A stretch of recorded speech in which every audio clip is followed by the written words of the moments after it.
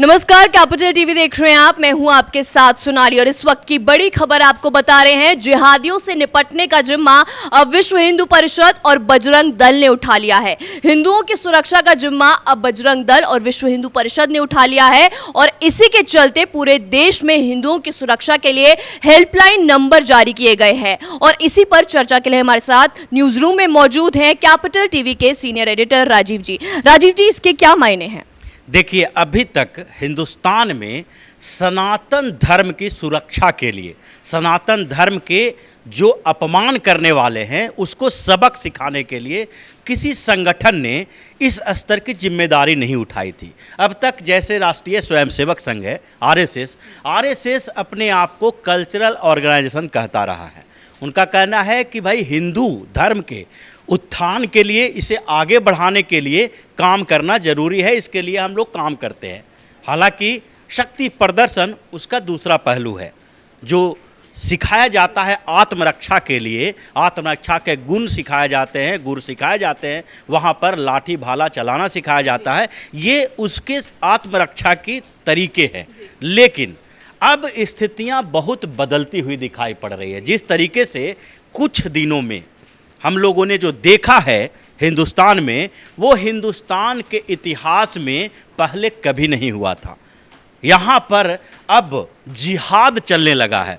उदयपुर की घटना एक ऐसी घटना है जिसको नज़ीर के तौर पर देखा जा सकता है, क्योंकि नुपुर शर्मा के बयान के बाद जो विवाद पैदा हुआ उसमें भारत के मुसलमान अपने आप को भारतीय कम और मुसलमान ज़्यादा साबित करने की होड़ में शामिल हो गए।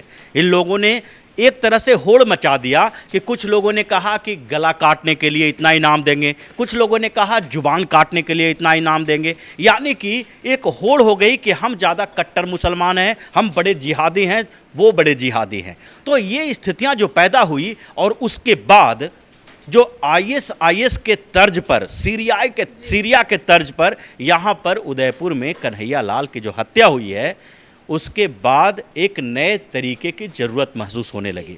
और बीएचपी, विश्व हिंदू परिषद और बजरंग दल दोनों ही सनातन धर्म की सुरक्षा के लिए एक कदम उठाने के लिए आगे बढ़े हैं।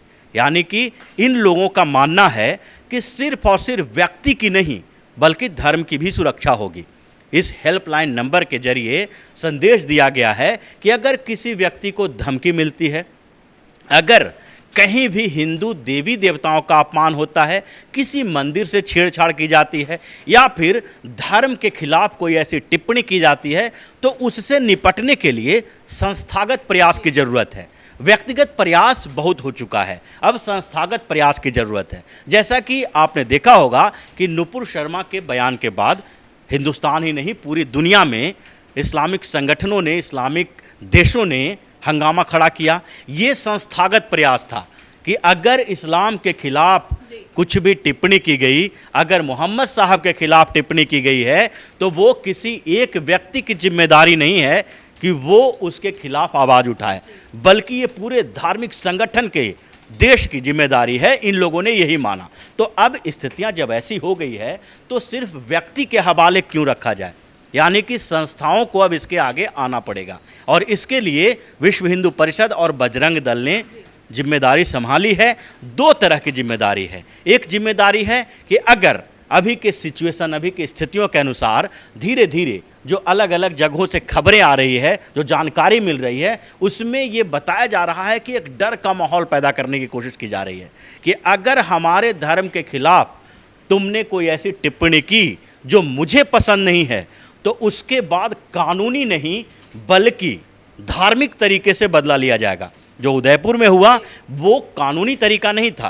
कानूनी तरीके अपने जगह पर हैं, जो हिंदुस्तान जैसे देशों में किसी भी व्यक्ति के लिए, चाहे किसी धर्म का हो, जाति का हो या फिर किसी भी तरह के, गरीब हो अमीर हो, आर्थिक से लेकर सामाजिक स्थिति तक, जो उसका स्टेटस हो, उससे कानून का कोई लेना देना नहीं है। वो सबके लिए बराबर है और आप अदालत जा सकते हैं, थाने में जा सकते हैं। जो कानूनी तरीका अपनाया गया, नुपुर शर्मा के जो मामले में भी कई जगह पर एफआईआर दर्ज किए गए, उससे कोई आपत्ति नहीं हुई। आप एफआईआर दर्ज करना चाहते हो, कानूनी तरीके से लड़ना चाहते हो, लड़ो। अगर वो गलत साबित होंगी तो उनको सज़ा दी जाएगी। लेकिन जब आप धार्मिक तरीका अपनाते हो, जिहाद करने लगते हो, तो उसका जवाब तो कानूनी तरीके से नहीं दिया जाएगा। सामान्य तरीका है कि अगर औरंगजेब के सामने महात्मा गांधी जाकर अनशन करते तो उनकी जीत नहीं होती। तो जिस तरीके से जो सामने आता है उसका जवाब भी उसी तरीके से देना चाहिए। अगर डर का माहौल पैदा करने की कोशिश की गई है तो उस डर के माहौल को ख़त्म करने की कोशिश भी की जाएगी।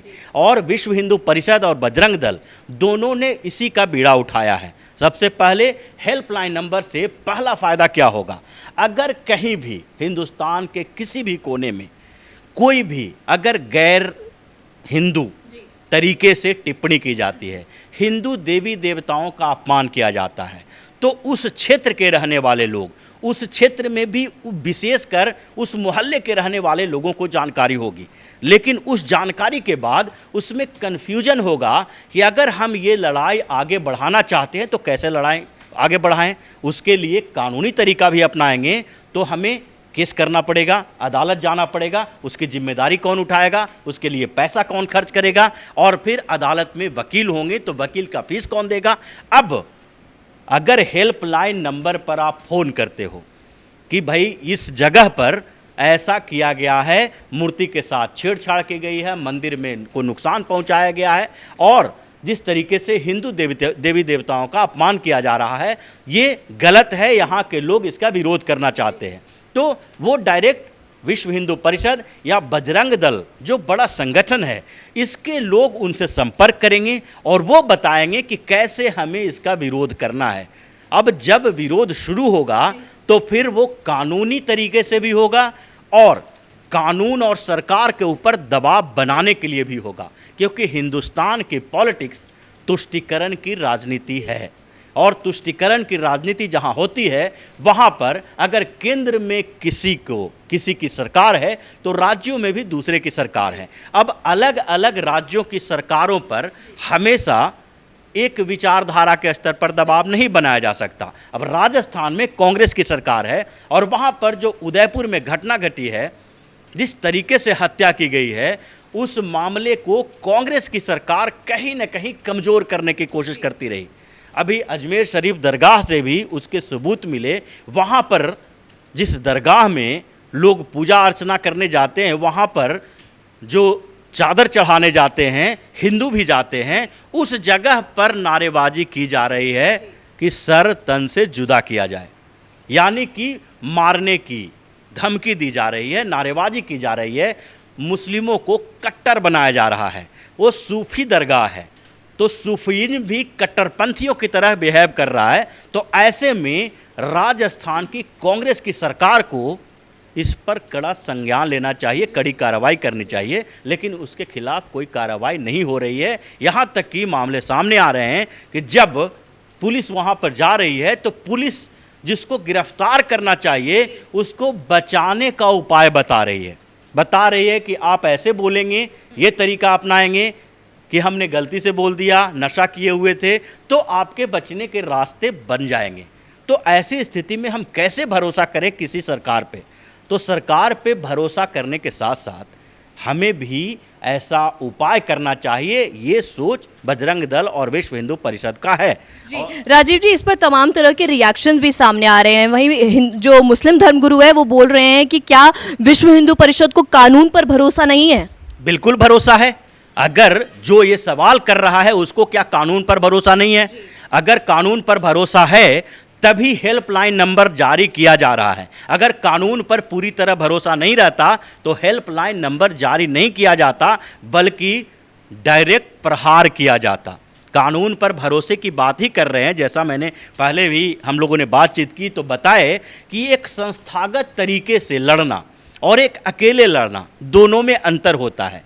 अगर कहीं कोई मामला आया और उस मामले को आगे बढ़ाना है कानूनी तरीके से भी, तो उस व्यक्ति की हिम्मत की दाद देनी होगी, वो कितना संघर्ष कर सकता है। लेकिन उसके बावजूद कई ऐसे मामले हैं जो बचे रह जाते हैं क्योंकि उसमें कोई संज्ञान नहीं लेता है। पुलिस हेल्पलाइन नंबर जारी करती है। क्यों जारी करती है? इसलिए जारी करती है कि पुलिस कितना भी प्रयास कर ले, कोशिश कर ले, वो हर व्यक्ति तक पहुंच नहीं बना सकती, हर मोहल्ले तक पहुंच नहीं बना सकती। इसीलिए हेल्पलाइन नंबर जारी किया जाता है कि अगर आप अपने आसपास कोई अपराध होता हुआ देखें तो आप पुलिस को फ़ोन करें। पुलिस की कान बने, आँख बने, वो पुलिस का काम है। लेकिन पुलिस सहायता मांगती है दूसरे से। वीएचपी और साथ ही बजरंग दल, ये दोनों ने हेल्पलाइन नंबर जारी किया है। और हेल्पलाइन नंबर जारी करने के समय ये नहीं कहा गया है कि जब आप फ़ोन करोगे तो बजरंग दल के कार्यकर्ता वहाँ पहुँचेंगे और सामने वाले को मारना पीटना शुरू कर देंगे। ये बात नहीं कही गई है।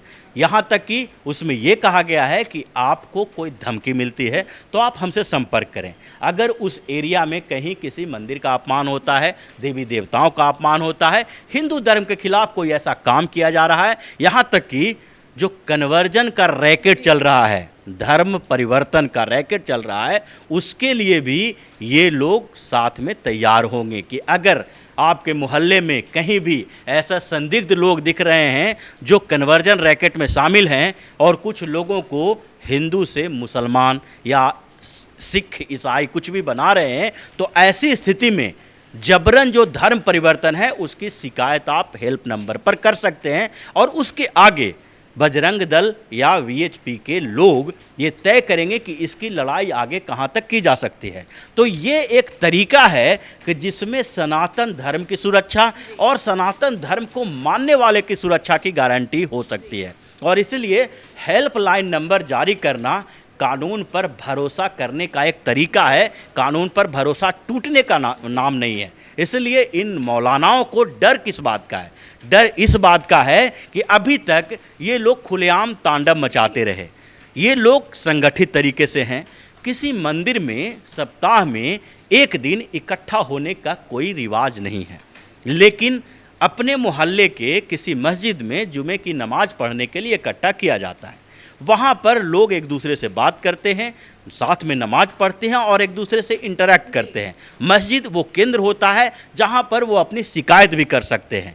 तो वहाँ तो संगठित तरीके से हैं, लेकिन उसी मोहल्ले के बगल में अगर किसी हिंदू को ज़रूरत पड़ गई कि हम जो प्रताड़ित हो रहे हैं उसकी शिकायत करनी है, तो वो पुलिस के पास शिकायत करने जाएगा। लेकिन एक व्यक्तिगत शिकायत और दूसरा पुलिस के ऊपर दबाव डालने के लिए एक सामूहिक शिकायत, दोनों में अंतर होता है। सरकार और पुलिस दोनों के ऊपर दबाव डालने के लिए हिंदुओं का भी संगठन जो है उसको आगे आना पड़ेगा और तय करना पड़ेगा कि क्या क्या जो चीज़ें हो रही है उसको बेहतर बनाने और साथ में इन जिहादियों को सबक सिखाने के लिए हमें आगे क्या क्या करना पड़ेगा। और उसी का एक तरीका हेल्पलाइन नंबर है।